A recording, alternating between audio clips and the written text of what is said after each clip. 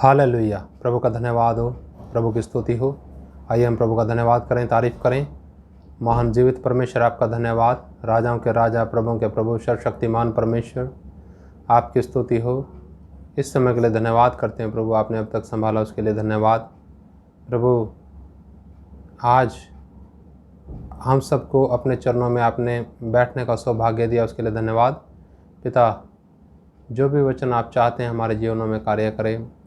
पवित्र आत्मा जी, आप हमारे शिक्षक हैं, आप ही सिखाएं, आप समझाएं, वचन जीवन और व्यवहार में उतरने पाए।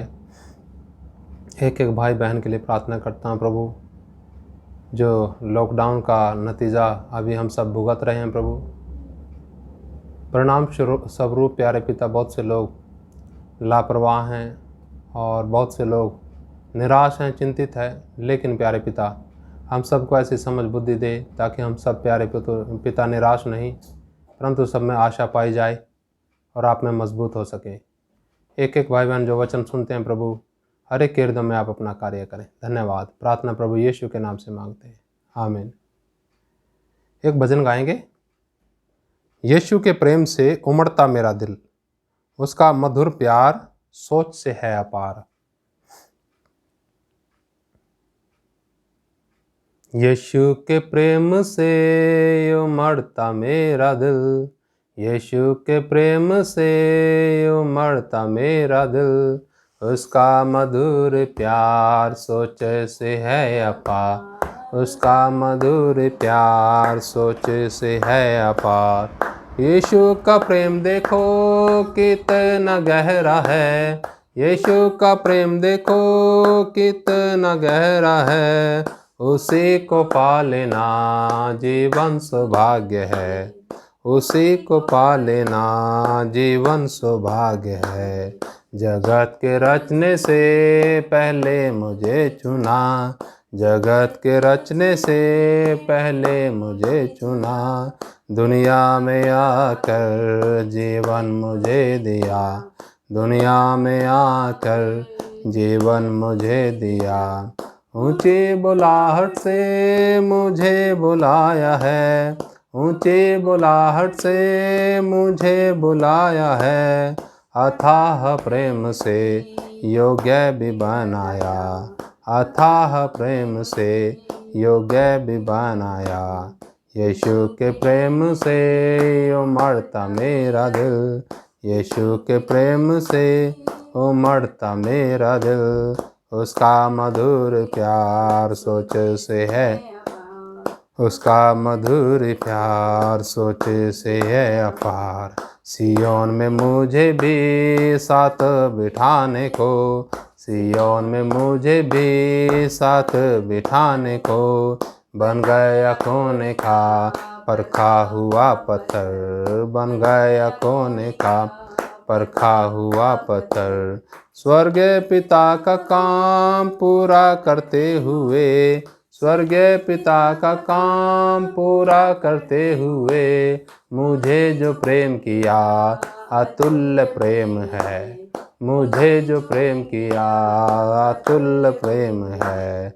यीशु के प्रेम से उमड़ता मेरा दिल, यीशु के प्रेम से उमड़ता मेरा दिल, उसका मधुर प्यार सोचे से है अपार, उसका मधुर प्यार सोचे से है अपार। यीशु का प्रेम देखो कितना गहरा है, यीशु का प्रेम देखो कितना गहरा है, उसी को पा लेना जीवन सौभाग्य है, उसी को पा लेना जीवन सौभाग्य है। हालेलुया। यीशु के प्रेम से उमड़ता मेरा दिल, उसका मधुर प्यार सोच से है अपार। प्रभु का धन्यवाद। आइए हम प्रभु के वचन में चलेंगे और आज हम प्रभु के वचन में देखने जा रहे हैं मसीह के प्रेम का परिणाम। उसके विषय में हम प्रभु के वचन में देखेंगे। एक घटना से हम शुरू करते हैं जो यूहन्ना रचित सुसमाचार और उसका 21 अध्याय और 15 वचन से जब हम आगे तक पढ़ते हैं तब उसमें मालूम पड़ेगा। आइए हम चलते हैं, इस घटना का जिक्र देखते हैं जो लिखा है 21 जैसा मैंने अभी बताया 21 अध्याय यूहन्ना का, और 15 से मैं पढ़ना चाहूँगा। यहाँ पर लिखा है, भोजन करने के बाद यीशु ने शमौन पतरस से कहा, हे शमौन, यूहन्ना के पुत्र, क्या तू इनसे बढ़कर मुझसे प्रेम रखता है? उसने उससे कहा, हाँ प्रभु, तू तो जानता है कि मैं तुझसे प्रीति रखता हूँ। उसने उससे कहा, मेरे मेमनों को चरा। उसने फिर दूसरी बार उससे कहा, हे शमौन, यूहन्ना के पुत्र, क्या तू मुझसे प्रेम रखता है?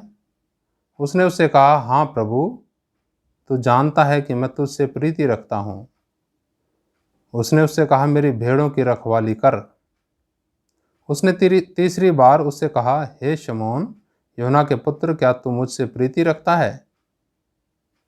पतरस उदास हुआ कि उसने उससे तीसरी बार ऐसा कहा, क्या तू मुझसे प्रीति रखता है? और उससे कहा, हे प्रभु, तू तो सब कुछ जानता है, तू ये जानता है कि मैं तुझसे प्रीति रखता हूँ। यीशु ने उससे कहा, मेरी भेड़ों को चरा। प्रभु का धन्यवाद।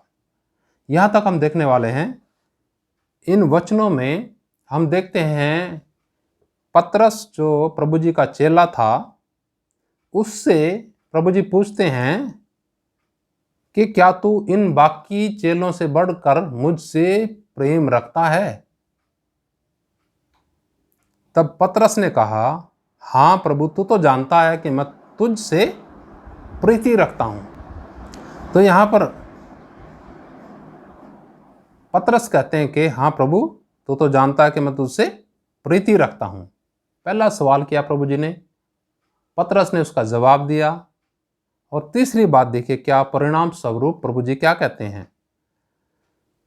उसने यानी प्रभु जी ने उससे कहा, उससे किससे? पतरस से कहा, मेरे मेमनों को चरा। यहां पर जब हम देखते हैं, जब प्रभु जी ने उसे जांचा पतरस को कि ये प्रेम रखता है कि नहीं रखता है, उसने कहा, हाँ प्रभु, मैं आपसे प्रीति रखता हूं। तब परिणाम स्वरूप प्रभु जी ने उसको एक जिम्मेवारी सौंपी। वो क्या जिम्मेवारी थी? वो जिम्मेवारी थी कि मेमनों को चराना है। मेमने मतलब छोटे बच्चे, भेड़ के बच्चे होते ना, उनको छोटे बच्चे बोलते मेमने। तो यहाँ पर जो हैं आगे प्रभु जी फिर दूसरी बार उससे पूछते हैं, हे शमौन, यूहन्ना के पुत्र, क्या तू मुझसे प्रेम रखता है? उसने उससे कहा, हाँ प्रभु, तू जानता है कि मैं तुझसे प्रीति रखता हूं। यहां पर जब हम तीनों बार जो प्रभु जी ने सवाल किया पतरस से, तीनों बार पतरस ने कहा कि तू जानता है, तू जानता है कि मैं तुझसे क्या करता हूं? प्रीति रखता हूं। दूसरी बार भी ऐसा ही पतरस ने जवाब दिया कि हाँ प्रभु, तू जानता है कि मैं तुझसे प्रीति रखता हूं। उसने यानी प्रभु जी ने उससे कहा, मेरी भेड़ों की रखवाली कर। पहला, प्रेम का परिणाम मेमनों को चराना। दूसरा, प्रेम का परिणाम भेड़ों की रखवाली करना। और तीसरा लिखा यहां, तीसरी बार जब प्रभु जी ने शमौन पतरस यूहन्ना के पुत्र से कहा, क्या तुम मुझसे प्रीति रखता है? पतरस उदास हुआ और उसने उससे तीसरी बार ऐसा कहा।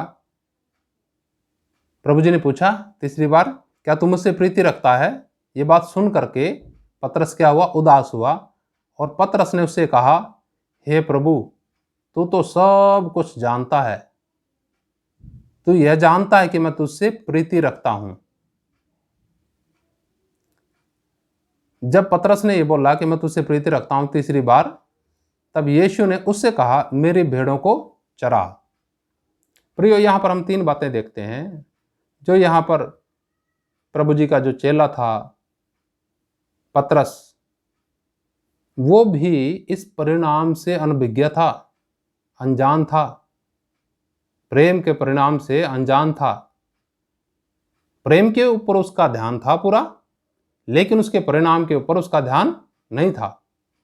उसको ये मालूम नहीं हो रहा है कि उसको प्रभु जी क्या आशीष दिए जा रहे हैं, क्या जिम्मेवारी दिए जा रहे हैं। सबसे पहले क्या? मेमनों को चराना है। दूसरा क्या, भेड़ों की रखवाली करनी है। और तीसरा क्या बताया, भेड़ों को चराना है। ये 3 जिम्मेवारियां पतरस को प्रभु यीशु मसीह जी ने दी। लेकिन याद रखिए, मसीह ने इन बातों की नींव कहां से शुरू करी? प्रेम से। पहले प्रेम की उसकी परीक्षा हुई कि वो प्रभु से कितना प्रेम करता है। संसार से करता है, सांसारिकता से करता है, अपने आप से करता है। इन सारी परीक्षाओं में से निकालने के बाद प्रभु जी ने ये तीनों जिम्मेवारी फिर भी उसके अंगीकार के साथ दी। एक जगह जब हम पढ़ते हैं यूहन्ना 13:37 में, उसमें देखिए क्या लिखा, 13 अध्याय उसका 37 में, वहां पर ऐसा लिखा है, पतरस और प्रभु जी का जो वार्तालाप होता है उसमें ऐसा लिखा है, 37 वचन में लिखा, 13 अध्याय के 37 में, पतरस ने उससे कहा, हे प्रभु, अभी मैं तेरे पीछे क्यों नहीं आ सकता? मैं तो तेरे लिए अपना प्राण भी दे दूंगा। यहाँ पर अंतिम समय की बातें हैं। तो वहाँ उस समय जब हम देखते हैं पतरस ने जो इनकार किया यीशु मसीह का, उसका जिक्र यहाँ पर है। उसमें पतरस कहता है, मैं तो तेरे लिए अपना प्राण भी दे दूंगा। लेकिन प्रभु जी क्या कहते हैं? यीशु ने उत्तर दिया, क्या तू मेरे लिए अपना प्राण देगा? सवाल पूछा, क्या देगा अपना प्राण? मैं तुमसे सच सच कहता हूं कि मुर्ग बांग ना देगा जब तक तू 3 बार मेरा इनकार करेगा। 3 बार पतरस ने मुर्गे के बांग देने से पहले इनकार किया यीशु मसीह जी का कि मैं नहीं जानता। यहां 3 बार ही प्रभु जी ने उसका अंगीकार भी करवाया। बाद में वो पश्चाताप किया।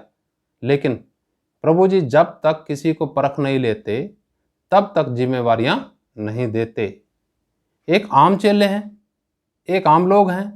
उन्हीं आम चेलों में से प्रभु जी ने पतरस को बोला, क्या तू इन सबसे बढ़कर मुझसे प्रीति रखता है?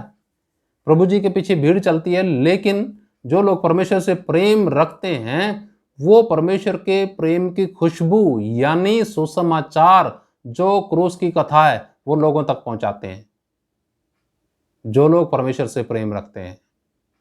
लेकिन जो लोग अपने शरीर से, अपना काम धंधा, अपनी दुनियादारी, सारी चीज में फंसे हुए ना, उन लोगों को परमेश्वर इस्तेमाल नहीं करता। बेशक वो अपना मन को संतुष्ट करने के लिए कुछ कुछ लोगों को सुसमाचार सुना रहे हैं, सुनाते रहेंगे। परमेश्वर की तरफ से नियुक्ति जब ही होती है, परमेश्वर की तरफ से जिम्मेवारी जब ही मिलती है जब व्यक्ति अपना पूरा समर्पण करता है। जब इस प्रकार से उसका समर्पण होता है, वो कहता है, हाँ प्रभु, मैं सबसे बढ़ के तुझसे प्रेम रखता हूं। और प्रेम का परिणाम क्या होता है? सुसमाचार की खुशबू दूसरों तक जानी चाहिए, जो प्रभु जी ने यहाँ जिम्मेवारी के रूप में दी है पतरस को, आपको और हमें भी। यही प्रभु जी पूछते हैं, क्या तू मुझसे इतना प्रेम करता है? प्रियो, जितने आप लोग सुन रहे हैं, अपना नाम वहां रख सकते हैं पतरस की जगह। जब प्रभु जी पूछते हैं, क्या तुम मुझसे प्रेम रखता है, प्रीति रखता है? प्रीति रखने का मतलब वचन पढ़ना नहीं है, भजन गाना नहीं है, सेवा नहीं है। किसकी? परमेश्वर की। कहीं कहते हैं मैं परमेश्वर की सेवा परमेश्वर की सेवा में इतने बिजी हो गए कि उनको समझ नहीं आया कि है क्या सेवा चीज और कहां से शुरू होती है। परमेश्वर की सेवा परमेश्वर के प्रेम से होती है, लेकिन परमेश्वर की सेवा नहीं समझिए उसको। परमेश्वर किसी के हाथ की सेवा का मोहताज नहीं है। लोगों की सेवा, जो लोग हैं, जो अंधकार में भटके हुए हैं, इधर उधर भटके हुए हैं, सुसमाचार ले जाकर के उनकी सेवा करना, उसी को परमेश्वर की सेवा कहते हैं। लेकिन परमेश्वर स्वयं सारी दुनिया की सेवा करता है, सारी दुनिया की सहायता करता है। उससे ज्यादा बढ़कर कोई सेवा कर सकता है? कोई नहीं कर सकता। इसलिए प्रियो, वो चाहता है कि हम उससे प्रेम करें, बस। और प्रेम जो व्यक्ति करेगा वो सुसमाचार, वो परमेश्वर के जो योजना के बारे में, वो उस क्रूस की कथा के बारे में जरूर जरूर लोगों को बताएगा जो प्रभु जी ने बताया, जो प्रभु जी ने कहा। महान आदेश में भी बोला, यहां भी बोला। जब हम प्रभु जी का वचन पढ़ते हैं तो ये एक विशेष हृदय की बात है प्रभु के, कि हर एक तक मन फिराव का सुसमाचार पहुंचे। अब यहाँ पर सबसे पहला जो जिम्मेवारी दी गई, मेमनों को चरा। मेमने यानी छोटे छोटे, वो बच्चे जो बिल्कुल आत्मा में नए हैं, उन लोगों को सुसमाचार देते हुए प्रभु में आगे बढ़ाना। फिर वो कलीसिया में थोड़ा सा और आगे बढ़ते हैं, फिर वो चेले भी बनते हैं, फिर वो प्रभु के संतान इस प्रकार से बनते जाते हैं। फिर वो जिम्मेवारियां उनके पास भी आती हैं। ये कब आएंगी? बिना सीखे सिखाए। कहते हैं हमें सीखने की आवश्यकता नहीं। बहुत से लोग ऐसे हैं जो अभी नहीं समझते परमेश्वर का वचन। वो कहते हैं पास्टर की जरूरत नहीं, हमारे पास तो परमेश्वर का वचन है, उसका अध्ययन करेंगे हम तो बस। लेकिन यहाँ प्रभु जी देखिए पतरस को जिम्मेवारी दे रहे हैं कि जाके उन मेमनों को चरा। मेमने थोड़ी कह सकते हैं ऐसा कि हमारे पास घास है हम खुद खा लेंगे, पतरस की क्या जरूरत है। बहुत से लोग ऐसा सोचते हैं प्रियो। लेकिन जब हम गंभीरता से परमेश्वर के वचन की का अध्ययन करते हैं, तब हमें मालूम पड़ता है कि शिक्षक की आवश्यकता है, वचन सीखने की जरूरत है। जब 3000 के करीब प्रेरितों के काम में लोगों ने मन फिराया और बपतिस्मा लिया, तो प्रेरितों से शिक्षा पाने में लगे रहे। प्रेरितों से शिक्षा पाने में, शिक्षा का एक अभिन्न अंग हमारे जीवन के अंदर है। शिक्षा जो है ना, एक अभिन्न अंग है हमारे जीवन के अंदर। लेकिन लोग शिक्षा को, मसीह शिक्षा को तवज्जो ना देने के कारण भटकते हैं। आने वाले समय में समाप्त हो जाते हैं वो लोग, क्योंकि समझ नहीं है प्रभु के वचन की। इसलिए प्रियो, परमेश्वर के वचन को लगातार सीखते रहिए और परमेश्वर से प्रेम करिए। और परमेश्वर का प्रेम का चिन्ह आपके जीवन के अंदर पाया जाएगा, तो वो पाया जाएगा लोगों तक क्रूस की कथा सुनाने में। जब आप क्रूस की कथा लोगों तक सुनाएंगे तो मालूम पड़ता है कि वाकई परमेश्वर ने आपको जिम्मेवारी दी है, वाकई आप परमेश्वर से प्रेम करते हैं और इसके जिम्मेवारियों का निर्वहन कर रहे हैं। प्रभु आप सबको ऐसी समझ दे और ऐसा मन दे जो प्रभु का खुद का मन था, गांव गांव जा करके लोगों से बातचीत करना, प्रभु का सुसमाचार सुनाना, मन फिराव का सुसमाचार सुनाना, ताकि लोग अंधकार से निकल करके प्रभु की ज्योति में आए। प्रियो, यही हमारा जीवन है और यही हमें परमेश्वर इस्तेमाल करता है इसी प्रकार से। तो हम सबको एक सौभाग्य है जो परमेश्वर ने दिया। हम इस सौभाग्य को समझें, उसकी इच्छा को समझें। परमेश्वर आज आपसे क्या बात करते हैं, हम सबसे यही सवाल कर रहे हैं जो पतरस से किया था। इस वचन के द्वारा हम समझ सकते हैं, जैसा पतरस से कहा वैसे आज आपसे और हमसे कहते हैं, क्या तुम मुझसे प्रेम रखते हो? सोचिए बैठ करके, क्या आप जो सुन रहे हैं, भाई बहन बुजुर्ग नौजवान, क्या आप मसीह यीशु से प्रेम रखते हैं? अगर प्रेम रखते हैं तो जाइए क्रूस की कथा सुनाइए। आइए हम प्रार्थना करेंगे। पिता, आपका धन्यवाद, इस समय के लिए धन्यवाद करते हैं, आज के वचन के लिए धन्यवाद करते हैं। थोड़े समय अपने चरणों में बैठने का सौभाग्य दिया प्रभु। इस वचन के द्वारा बहुत से लोगों की आप समझ खोल दें, पवित्र आत्मा आप सिखाएं, ताकि प्यारे पिता हम सब आप में बढ़ने पाएँ और आपकी कलीसिया परिपूर्ण हो, सिद्धता में बढ़ती जाए। प्रभु, जितने भाई बहन नौजवान बच्चे बुजुर्ग वचन सुनते हैं, आप समझ को खोल दें, अपने लिए तैयार करें, इस्तेमाल करें। प्रभु धन्यवाद। प्रार्थना प्रभु यीशु के नाम से मांगते हैं, आमीन। जय मसीह की। मारना था।